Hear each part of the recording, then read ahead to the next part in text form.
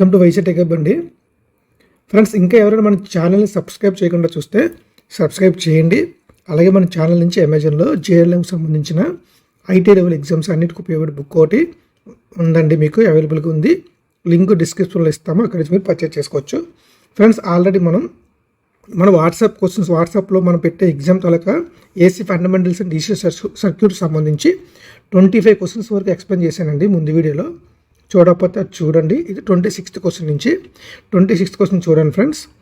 The RMS value of current is given by 10 + cos 628t + 30 degree అని ఇచ్చారండి. ఇది current. దీని తాలూకా ఆర్ఎంఎస్ వాల్యూ ఎంత అంటే మనకి కరెంటు తాలూకా క్యారెక్టరిస్టిక్ అంటే కరెంట్ ఎలా ఉండదని వాల్యూ ఇచ్చారు. దీని ఆర్ఎంఎస్ కావాలండి. ఇక్కడ మీరు చూస్తే ఇది DC పార్ట్ అనమాట. ఇది DC పార్టు, ఇది AC పార్టు.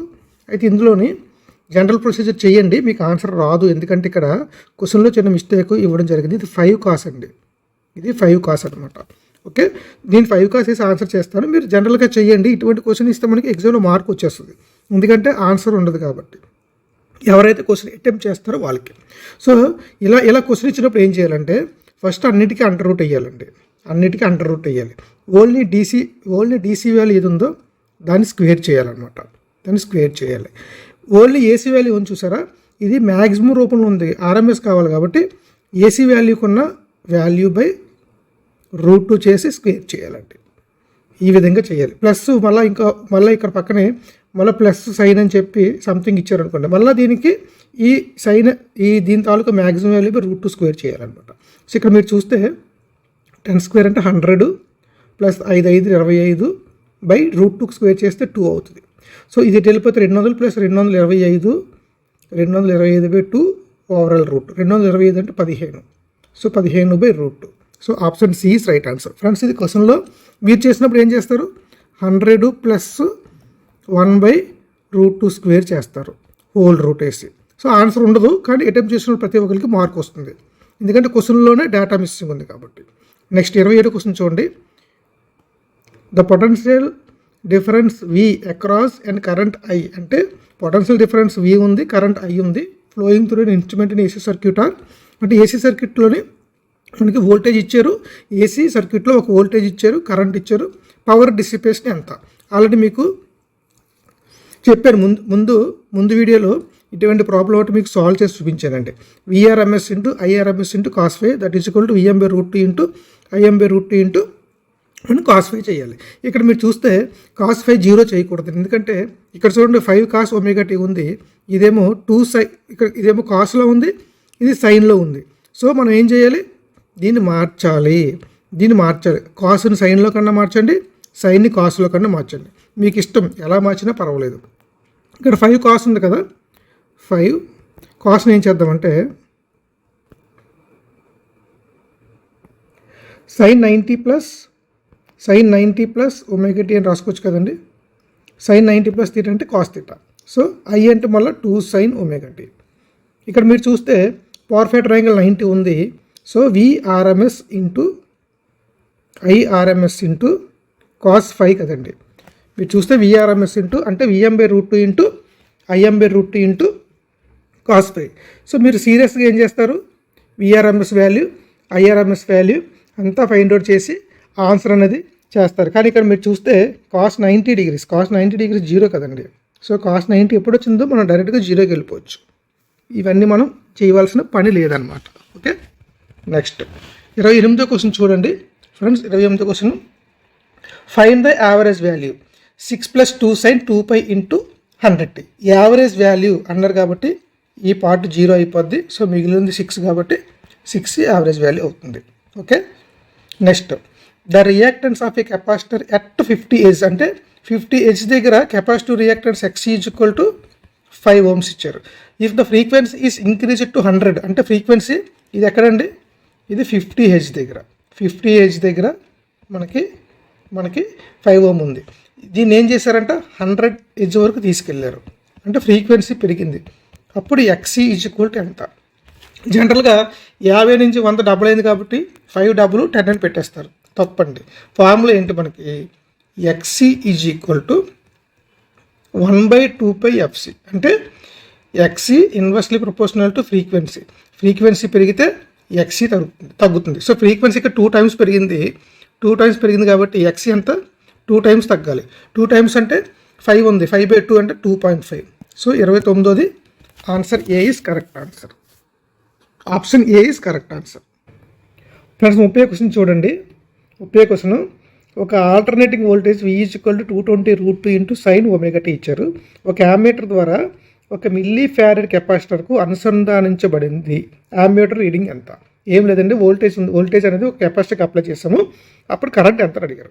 సో కెపాసిటర్ కాబట్టి ఇక్కడ 1 మిల్లీ ఫ్యారడ్ కెపాసిటర్స్ ఇచ్చాడు. సో మనకి రియాక్టెన్స్ కావాలి. So XC = 1/ωc. So Vm ఇదంతా Vm sin ω అంటే 100. సో 1/100 × C అంటే 1 మిల్లీ అంటే 10⁻³ ఇది తెలియకపోతే మళ్ళీ మనం ఆన్సర్ చేయలేమండి. సో ఇక్కడ నుంచి మనం చూస్తే 10⁻³ పైకి వెళ్ళి 1000 అవుతుంది. So 1000 / 100 that is equal to 10 Ω వచ్చింది. ఇది 10 Ω. సో I కావాలి కాబట్టి ఇది మ్యాక్సిమంలో ఉంది, దీని వల్ల RMSలోకి మార్చాలండి. సో 220 × √2 × I = V/XC కదా. XC అంటే 10. √2 పోద్ది, 10 పోతే 22 మిల్లీ ఆంప్స్ అన్నది కరెంట్ వచ్చింది. ఈ విధంగా చేయాలండి. 31ది, a resistor in a circuit has a value, అంటే ఒక రెసిస్టర్ ఉంది, దాని వాల్యూ 560 ohms అంట. It is desired to decrease its resistance to 344. అంటే సర్క్యూట్లో ఉన్న ఒక రెసిస్టర్ వాల్యూ 560 ఉంది, దీన్ని ఏం చేయాలంటే 344 ohmsకి 344 ohms తగ్గించాలంటే ఏం చేయాలంటే దీనికి ప్యారల్గా ఒక రెసిస్టర్ కనెక్ట్ చేయాలి. సో ఈ రెసిస్టెన్స్ వాల్యూ ఎంత అని అడిగారు. చాలా ఈజీ అండి. చూడండి, ఈక్వలెంట్ రెసిస్టెన్స్ ఎంత వచ్చింది? 344 ఈక్వలెంట్ రెసిస్టెన్స్ = యాడ్ చేయాల్సిన రెసిస్టెన్స్ R × 560 / R + 560. దీన్ని కనుక మీరు సాల్వ్ చేశారనుకోండి, నేను సాల్వ్ చేయట్లేదు మ్యాథమెటికల్ క్యాలిక్యులేషన్, మీరు సాల్వ్ చేస్తే 740 or 892 సంథింగ్ ఈ రెండింటిలో ఎంత వాల్యూ వస్తుంది మీరు నాకు కిందన కామెంట్లో ఆన్సర్ చేయండి. సో ఇది న్యూమరికల్ కొద్దిగా పెద్దదే వస్తుందండి, అంచనాగా దగ్గరగా ఆన్సర్ మీరు పెట్టవచ్చు. ఓకే, 32 క్వశ్చన్ చూడండి. 2 సిమిలర్ సెల్స్, 2 సెల్స్ ఉన్నాయి, వెదర్ జాయింట్ ఇన్ సిరీస్ అంటే 2 సిరీస్లో కనెక్ట్ చేసిన అంటే శ్రేణిలో కనెక్ట్ చేసిన లేదా సమాంతరంగా or parallel have the same current through an external resistance 2 ohm. So the internal resistance of the each cell, అంటే 2 సెల్స్ ఉన్నాయండి, 2 సెల్స్ ఉన్నాయి, దానికి ఒక కొద్దిగా ఇంటర్నల్ రెసిస్టెన్స్ ఉంది. ఇలాగా 2 సెల్స్ ఉన్నాయి. ఈ 2 సిరీస్లో కనెక్ట్ చేసినప్పుడు అలాగే ప్యారల్లో కూడా కనెక్ట్ చేసిన ఒక 2 ohm ఉన్న ఎక్స్టర్నల్ రెసిస్టెన్స్ ఉంది. సో దాంట్లో సేమ్ కరెంట్ ఫ్లో అవుతుందంట. సేమ్ కరెంట్ ఫ్లో అవుతున్నప్పుడు మనకి రెండింటి తాలూకు ఇంటర్నల్ రెసిస్టెన్స్ ఎంత అని అడిగారు. ఫస్ట్ ఏం చేద్దామంటే 2 సిరీస్ తీసుకుందామండి. ఫస్ట్ ఈ 2 సిరీస్లో ఉన్నాయి అనుకుందాం. సో సిరీస్లో ఉంటే ఎలాగ ఉంటాయండి, ఇలాగ ఉంటాయి. రెసిస్టరు, ఇంటర్నల్ రెసిస్టెన్స్, ఇది ఒక cell voltage, internal resistance, cell voltage. ఈ రెండు ఒక ఎక్స్టర్నల్ రెసిస్టెన్స్ కనెక్ట్ చేయబడింది, ఇలా ఉంది. సో ఇది దీని తాలూకా ఇది R1 అనుకుందాం, ఇది ఇంటర్నల్ రెసిస్టెన్స్ ఎంత అండి, R2 అనుకుందాం. ఓకే, అలాగే సిమిలర్ సెల్స్ కాబట్టి R1 = R2, ఇదేమో E1 E2 అంటే E1 = E2 అయిపోతుంది. ఓకే, ఇది ఎక్స్టర్నల్ రెసిస్టెన్స్ 2 ohm అనమాట. సో ఫస్ట్ ఏం చేద్దామండి, సిరీస్ తీసుకుందాం. సో సిరీస్లో మనం తీసుకున్నప్పుడు టోటల్ కరెంట్ I = ఏమవుతుందండి, I = రెండు తాలూకు ఈఎంఎఫ్లు సేమ్ కాబట్టి total EMF 2E / total resistance ఎంత, ఎక్స్టర్నల్గా 2 ohm ఉంది, ప్లస్ టోటల్ R1 + R2 = మనకి 2 సేమ్ కాబట్టి 2R అవుతుంది. ఇది ఇప్పుడు సిరీస్లో. సో నెక్స్ట్ ఏం చేస్తారంటే దీన్ని నేను ప్యారలల్ కనెక్ట్ చేస్తాను. సో ప్యారలల్లో ఎలా ఉంటుందండి, ఇలా ఉంటుంది. ఇది ఒక 2 ohm రెసిస్టర్, ఇప్పుడు కూడా సేమ్ కరెంట్ ఫ్లో అవుతుంది. సో I = ఇక్కడ ఉన్న వోల్టేజ్ ఇక్కడ ఉన్న రెసిస్టెన్స్. సో I = మనకి టోటల్ ఇక్కడ చూడండి, టోటల్ కరెంట్ I = మనకి ఇక్కడ అప్లై అయిన వోల్టేజ్ డివైడెడ్ బై, చూడండి ఇక్కడ రెసిస్టర్ ఉంది, ఇక్కడ రెసిస్టర్ ఉంది, ఇక్కడ రెసిస్టర్ ఉంది. సో ఈ రెండు ఎలా ఉన్నాయి, ఈక్వలెంట్ రెసిస్టెన్స్ కదా మనం చేయాలి. I = total voltage by total resistance కదా. సో టోటల్ వోల్టేజ్ అంటే ఇక్కడ ఈ ఉంది, ఇక్కడ ఈ ఉంది కాబట్టి ఈ తీసుకుంటాం బై రెసిస్టెన్స్. టోటల్ రెసిస్టెన్స్ అంటే చూడండి ఈ రెండింటి కాంబినేషన్ ఎలాగుంది, 2 ప్యారల్గా ఉన్నాయి కాబట్టి దీని తాలూకు ఈక్వలెంట్ ఏమైపోతుంది, ఇది 6 ఇది 6 కాబట్టి దీని ఈక్వలెంట్ R/2 అయ్యింది, ఇది already E. So I = E/2 + R/2 అయ్యింది. అంతే కదండి ప్యారలల్ ఉన్నప్పుడు.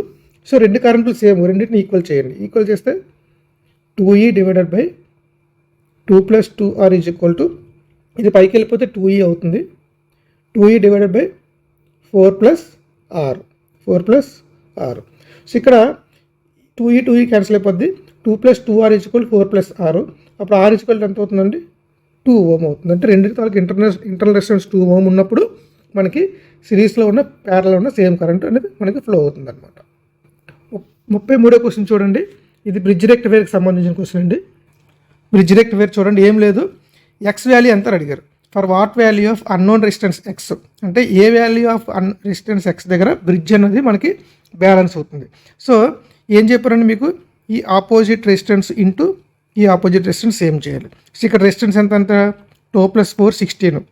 సో 16 ఇంటూ 1 ప్యారల్ కాబట్టి 0.5 అవుతుంది. దట్ ఈజ్ ఈక్వల్ టు ఇక్కడ ఎక్స్ ఉంది, ఎక్స్ ఇంటూ 3 + 1 ఎంత 4. సో ఎంత అవుతుంది? 4 1 4 4 ఇంటూ 0.5 అంటే ఎంత అండి 2. సో ఇక్కడ 2 ఓం ఉన్నప్పుడు బ్రిడ్జ్ అనేది బ్యాలెన్స్ అవుతుంది. ఈ విధంగా చేయాలండి. 34వ question, equivalent resistance between A and B. ఏకి బికి మధ్య ఈక్వలెంట్ రెసిస్టెన్స్ ఎంత? చూడండి 3 3 ఎంత 6. ఎగైన్ ఈ 6 ప్యారలల్గా ఉన్నాయి. సో 6 6 ప్యారల్ అంటే మళ్ళీ ఎగైన్ మనకు ఓవరాల్గా 3 వస్తుంది. ఎగైన్ మళ్ళీ 3 3 అంతా 6 6 మళ్ళీ 6కి ప్యారల్ అంటే ఇక్కడికి వచ్చేసరికి మళ్ళీ 3 వచ్చింది.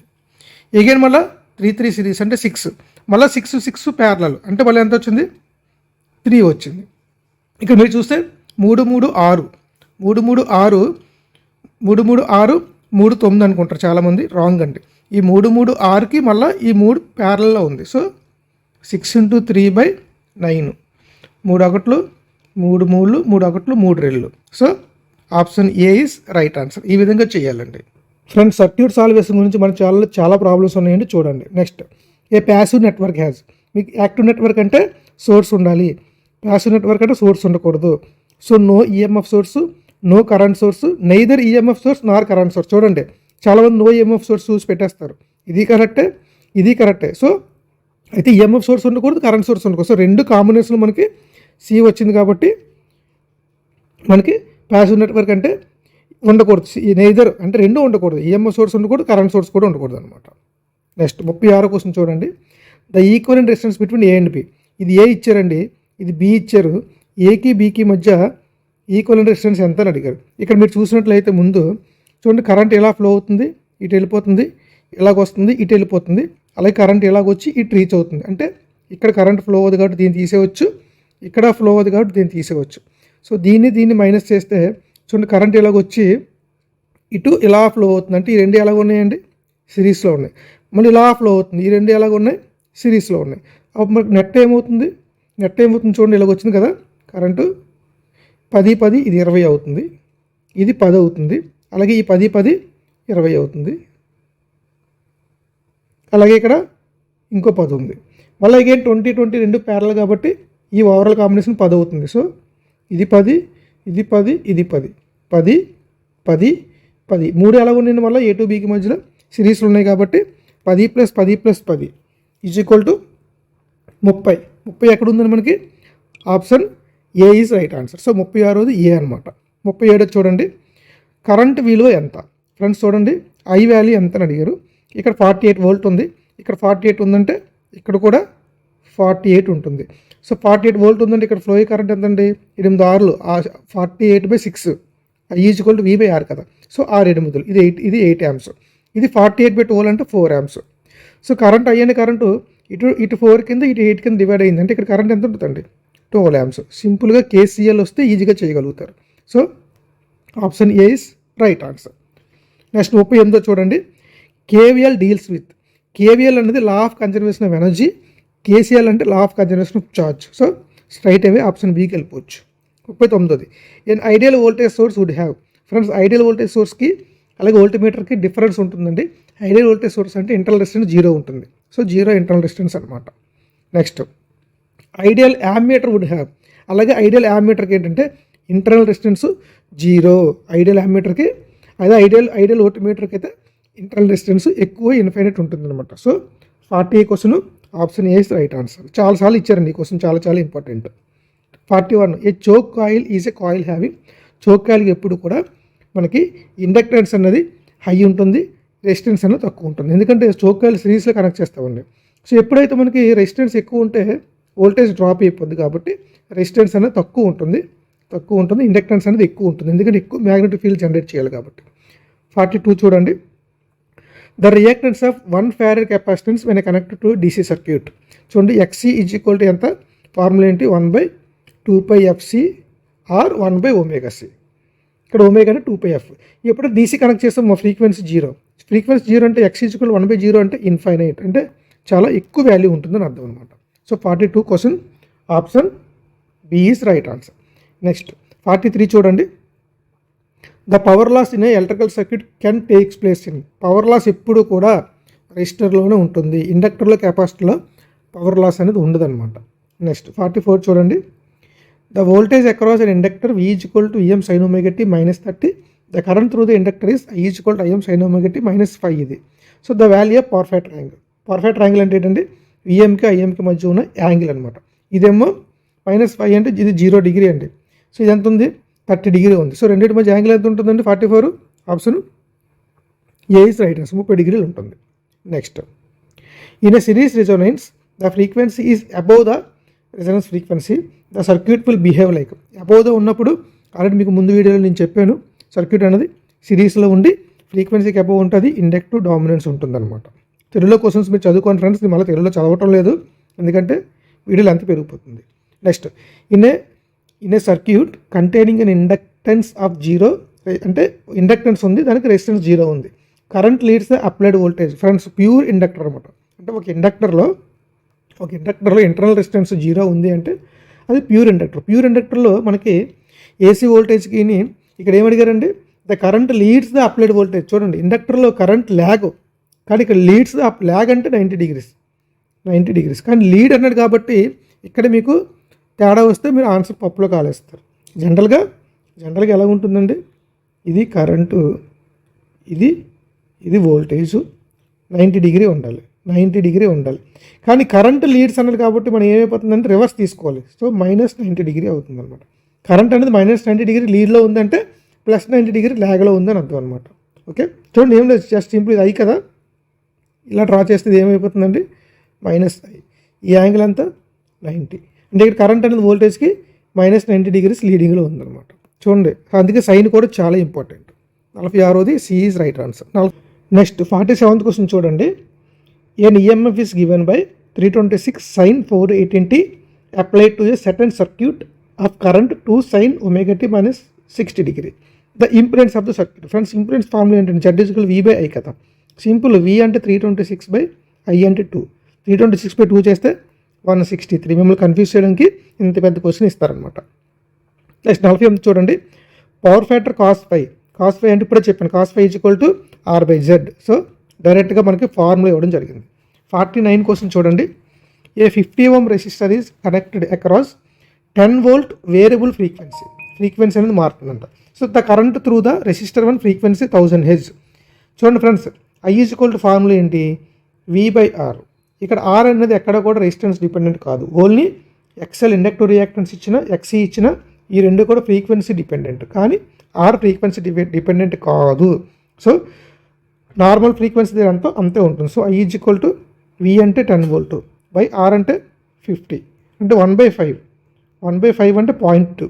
So 0.2 amps. కరెంట్ ఇప్పుడు కూడా అంటే ప్యూర్ రెసిస్టర్కి ఫ్రీక్వెన్సీ మారిన కరెంట్ మారదు అనమాట. నెక్స్ట్ 50 క్వశ్చన్ చూడండి. 50 క్వశ్చన్ చూడండి. An AC circuit the instantaneous voltage and current are represented by ఇచ్చాడు. V is equal to Em sin ωt -30 ఇచ్చారు, I is equal to Im sin ωt -90 ఇచ్చారు. So the voltage leads current by. Friends చూడండి, ఇక్కడ V ఏమో reference, for example ఇది reference తీసుకుంటే V ఎలాగ ఉందండి, V అనేది -30 డిగ్రీ ఉంది, V అనేది -30 డిగ్రీ ఉంది. I ఎంత ఉందండి, -90కి ఉంది, I ఎంత ఉంది, -90కి ఉంది. ఇప్పుడు వీకే ఐకి మధ్య మీరు చూస్తే ఇది 90, ఇది 30, 60 డిగ్రీ ఉంటుంది. So voltage lead current by 60 degree. ఇటువంటి క్వశ్చన్ ఇలా చేయాలి. ఒకవేళ ఇక్కడ ωt ఇచ్చి 30 ఇవ్వలేదు అనుకోండి, ఇప్పుడు డైరెక్ట్గా రిఫరెన్స్ వి అనమాట, ఎందుకంటే 0 డిగ్రీ ఇచ్చారు కాబట్టి. ఐ అంటే 90 డిగ్రీ. సో ఇప్పుడు current voltage leads current by 90 degree అనమాట. ఈ విధంగా అడుగుతారండి. ఇక్కడితో 50 క్వశ్చన్ల ఎక్స్ప్లెనేషన్ అయిపోయిందండి. ఫ్రెండ్స్, వీడియో నచ్చినట్టు లైక్ చేయండి, మీ ఫ్రెండ్స్కి షేర్ చేయండి. అలాగే మన ఛానల్ ఇంకా సబ్స్క్రైబ్ చేయకుండా చూస్తే సబ్స్క్రైబ్ చేయండి. అలాగే మన ఛానల్ నుంచి అమెజాన్లో బుక్ దొరుకుతుందండి, ఐటీ లెవెల్కి ఉపయోగపడే బుక్. మీరు కావాలంటే అక్కడ నుంచి పర్చేజ్ చేసుకోవచ్చు. లింక్ కింద ఇవ్వడం జరుగుతుంది. Thank you for watching this video.